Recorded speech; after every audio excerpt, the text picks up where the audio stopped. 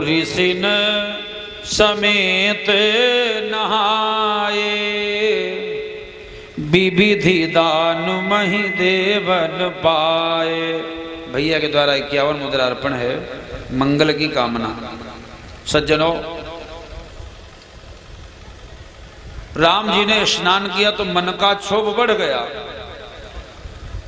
तो जब मन का क्षोभ बढ़ गया तो फिर आगे चले, गंगा पार हुए। अब विदेह राज्य के नगर की सीमा आ गई। गंगा पार करने के बाद विदेह राज्य के नगर की सीमा आई। महात्मा जन साथ में हैं, और महात्मा क्या कर रहे हैं? है भैया, महात्मा क्या कर रहे हैं? जब से राम जी ने पत्थर में पैर लगाया है, हमारी बात पर ध्यान दो, तो उस इलाके के जितने महात्मा थे प्रसन्न हो गए। और उन संतों ने सोचा अब ठीक रहा, अब एक एक पत्नी बनवाए लो, क्योंकि जादूगर हैं ये। और राम जी के सामने आए, पत्थर रख दिया, बोले सरकार कृपा करो। राम जी बोले क्या मतलब, क्या कृपा करो? ये सुना कि मैंने जादू है राजा जी के पद पंकज में,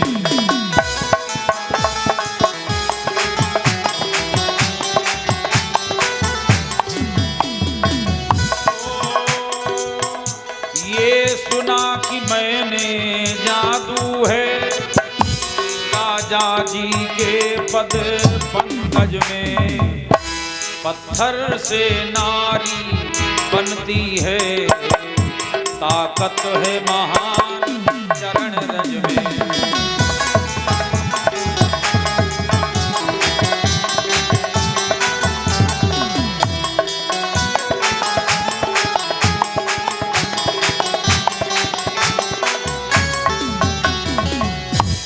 ये सुना कि मैंने जादू है, तो राम जी ने कहा पत्थर में पैर लगाऊंगा।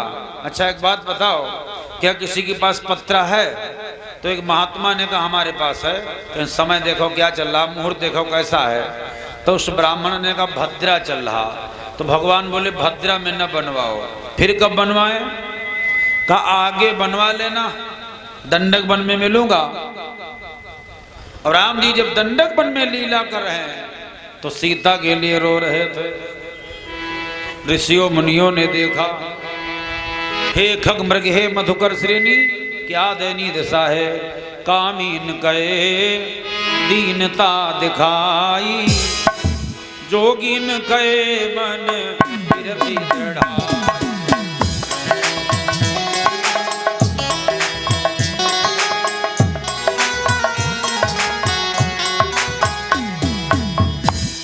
कामिन कहे तो दीनता दिखाई, जोगिन कहे मन बिरती दृढ़ाई। जो कामी वर्ग का पुरुष है उसको तो ये दीनता दिखाई है, अरे देखो भाई कैसे जिंदगी काटे हो, क्या हो, क्या परिस्थिति हो। जोगिन कहे मन बिरती दृढ़ाई। और बड़े बड़े योगियों को विरक्ति बढ़ गई, उनको विरक्ति बढ़ गई। क्या बात है? हाँ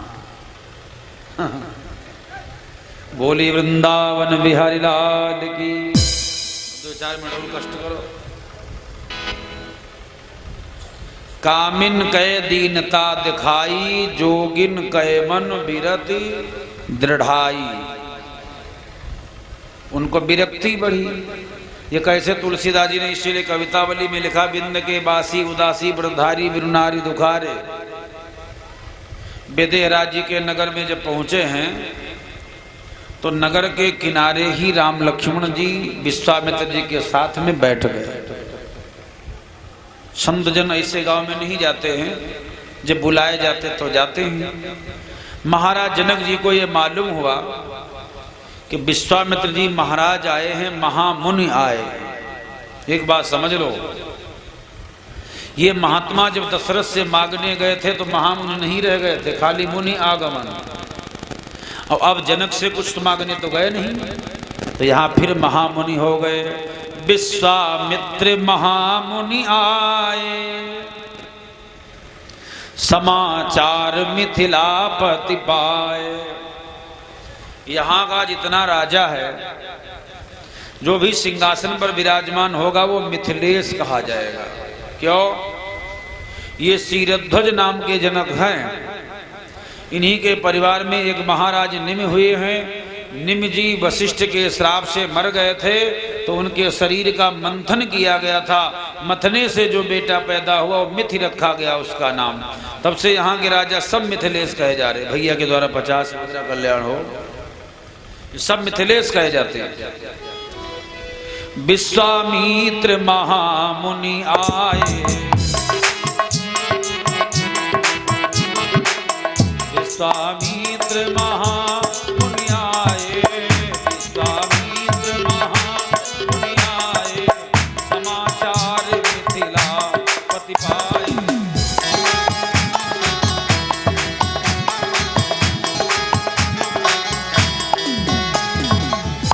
अपने विद्वानों को लेकर, मंत्रियों को लेकर महाराज जनक जी अगवानी के लिए गए। उस समय राम लक्ष्मण जी जनक जी के नगर की शोभा देख रहे थे, थोड़ा हटके चले गए थे आगे। विश्वामित्र जी बैठे हैं, विश्वामित्र जी को जाकर के प्रणाम किया। गुरुदेव, मैं परम सौभाग्यशाली हूँ कि मेरे यहाँ आपका पदार्पण हुआ है, धन्य भाग्य हमारे हैं। तो बंधो, तब तक राम लक्ष्मण जी ने देखा कि गुरु जी से मिलने के लिए जनकपुरी का राजा आया है। तो वहां से जब दौड़ करके राम लक्ष्मण जी गुरु जी के पास आए, तो महाराज जनक जी विश्वामित्र से बात कर रहे थे। अब बात करना भूल गए। जब राम जी को देखा तो क्या बोले, हे महाराज ये कौन है? कहा वो नाथ सुंदर दो बालक, मुनिकुल तिलक की नपकुल पाल।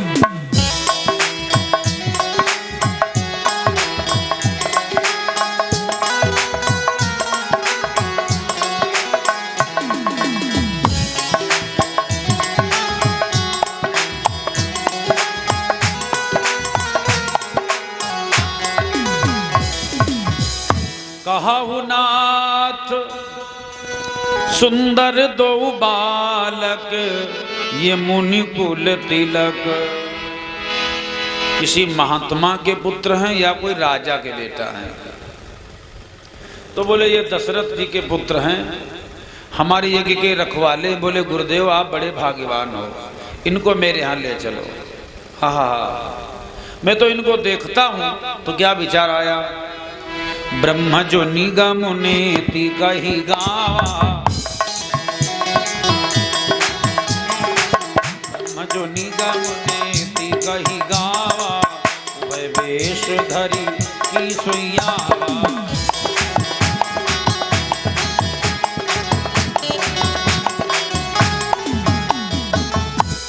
विश्व ब्रह्म की वेद में हर प्रकार से स्तुति की जाती है, बहुत नामों से पुकारा जाता है। क्या वही ब्रह्म वेश बना करके आया? ये कौन है? परिचय दिया, देख रहे हैं। बोले इन्हीं बिलोकति भाय अनुरागा। श्री रामचरितमानस की पहली चौपाई अनुराग से जुड़ी हुई है। बंधु गुरुपद पदुम परागा, सुरुचि सुबास सरस अनुरागा। तो भगवान बगैर अनुराग के मिलता नहीं है, मिले ही न रघुपति बिनु अनुरागा। महाराज मैं धन्य हो गया इनको देख करके। आपके ऐसे सुंदर शिष्य हैं, और हम तो यही सोचते हैं कि इनको देखने के बाद में अब कोई इच्छा नहीं रह गई है। इन्हीं बिलोकति भाय अनुरागा, बरबस ब्रह्म सुख ही मनु त्यागा। मूर्ति मधुर मनोहर देख,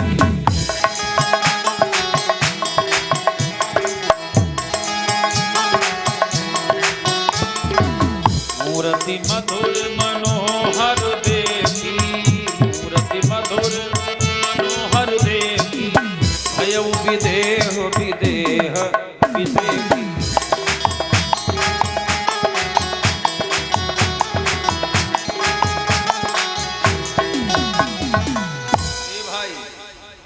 जनक जी का एक नाम विदेह भी है। विदेह तो उषा कहा जाए, उसको कह दोगे जिसका शरीर नहीं होगा। और ये विदेह क्यों है?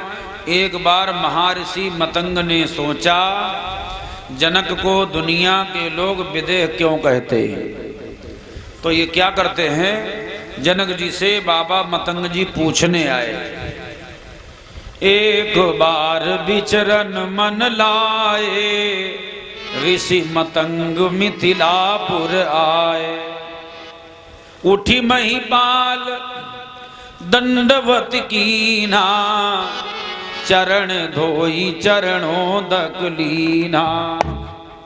बाबा मतंग जी जब जनकपुर आए, राजा जनक ने प्रणाम किया, चरणोदक लिया और फिर बोले, कैसी कृपा की नवनुरागे, तो ऋषि मतंग कही बेवस लागे। आपने बड़ी कृपा किया है महाराज, बोलो किस लिए आना हुआ? मतंग जी ने कहा, राजन दुनिया के लोग आपको विदेह कहते हैं। बिटिया के द्वारा 101 मुद्रा मंगल कामना। दुनिया के लोग आपको विदेह कहते हैं, किंतु आपका शरीर है, सो आप विदेह क्यों कहे जाते हो, ये मैं जानना चाहता हूं। आहा, जनक जी तो परम विद्वान है। त्रेता के 4 राजाओं की बात बताता हूं। रावण के समान कोई धनवान नहीं हुआ, बाली के समान कोई बलवान नहीं हुआ, दशरथ के समान कोई महान नहीं हुआ, और जनक जी के समान कोई विद्वान नहीं हुआ। बोले जान जाओगे, रुकना पड़ेगा। महाराज जनक जी के भवन में मतंग बाबा रुक गए। शाम हुई, राजा जनक जी ने एक पालकी मंगाया, उस पालकी में मतंग जी को बिठा दिया। 4 कहारों से कहा पालकी ले जाओ, नगर दिखा दो। और एक सिपाही से कहा तुम पीछे पीछे जाओ, उसके हाथ में एक नंगी तलवार है, और पालकी के अंदर एक दिया जला के रखा, दिया। और जनक जी क्या बोले, दीपक बुझ जाए जही काला, तो ऋषि को सिर काटे तत्काला। ऐ संतरी सिपाही, जितने टाइम ये दिया बुता जाए, बाबा का सिर काट लेना। तब कहार पालकी उठाई, तब मुनि मन लगो दीप महु जाई। सिपाही बोल रहा है पीछे पीछे से, गुरुदेव ये चटशाला, पाकशाला, यज्ञशाला, धर्मशाला, अशुशाला, गढ़शाला, गौशाला सब देखाओ। बाबा कहे नाई। बाबा क्या करें, कब हुक बाती तेल बढ़ावे, और हवा चले तो हाथ लगावे। बार बार हो दिया देखें कितना तेल है, हवा चले तो हाथ लगावे। सारी रात्रि बीत गई, यही विधि सगरी रैनी बिताई, नगरी तनिक देख नहीं पाई। प्रातः काल जब हुआ तो पालकी आई जनक जी के सामने। राजा जनक ने अब पूछा, फिर जनक राज बोले हर्षाई, क्या नगर देखिया ये ऋषि राई। मेरा नगर आपको कैसा लगा? मतंग जी को क्रोध आ गया। ऋषि मतंग बोले वचन, ध्यान रहे यही माही, यात्रा माँ ज्योति लख्यो नगर लख्यो मैं नाही। मैं आज रात्रि भर दिया देखता रहा, मैंने कुछ नहीं देखा, आपने इसी शर्त रख दी थी। बोले एक बात समझ लो, जैसे आप रात्रि भर दीपक देखते रहे, ऐसे मैं हर समय भगवान का चिंतन करता हूँ, और जब परमात्मा का चिंतन करता हूँ तो हमको अपने शरीर की सुध बुद्धि नहीं रह जाती है। मैं कौन हूँ, कहाँ हूँ, कैसा हूँ, क्या हूँ, भूल जाता हूँ। इसलिए दुनिया के लोग हमें विदेह कहते हैं। समझ गए? बोले हाँ। वारे जनक, उस राजा जनक ने विदेह ने भगवान को देखा तो विदेह विदेह हो गया। भयो विदेह विदेह विसेखी, बार बार प्रशंसा किया और भगवान श्री राम जी को लेकर के अपने भवन में गया। बोलो, भगवान का जो ऐसा अनन्य भक्त होगा उसके यहाँ तो परमात्मा जाएंगे कि साधारण क्या भगवान जाएगा। प्रभु की भक्ति में कितना आनंद है सज्जनों। और यही जनकपुर में भगवान राम जी का विवाह 4 प्रकार से हुआ। गंधर्व विवाह, सीता ने राम को देखा, राम ने सीता को देखा। दूसरा प्रकार प्रतिज्ञाबद्ध, टूटत ही धनु भयो विवाहु। तीसरा प्रकार है श्री जयमाल राम उर्मेली। और चौथा प्रकार है प्रमुदित राम भांवरे फेरी। ये विवाह के 4 प्रकार है। श्रीमद् भागवत महापुराण में 9वें स्कंद में भगवान श्री राम जी का चरित्र इतना ही आया है राम विवाह का। एक निवेदन करूं, 2 दिन का हमें समय मिला आप लोगों की सेवा करने को, बड़ा अच्छा लगा भाई। मैं तो यही कहूँगा, कब तलक सहते रहेंगे बेकरारी आपकी, नक्श नजरों में हुई तस्वीर प्यारी आपकी।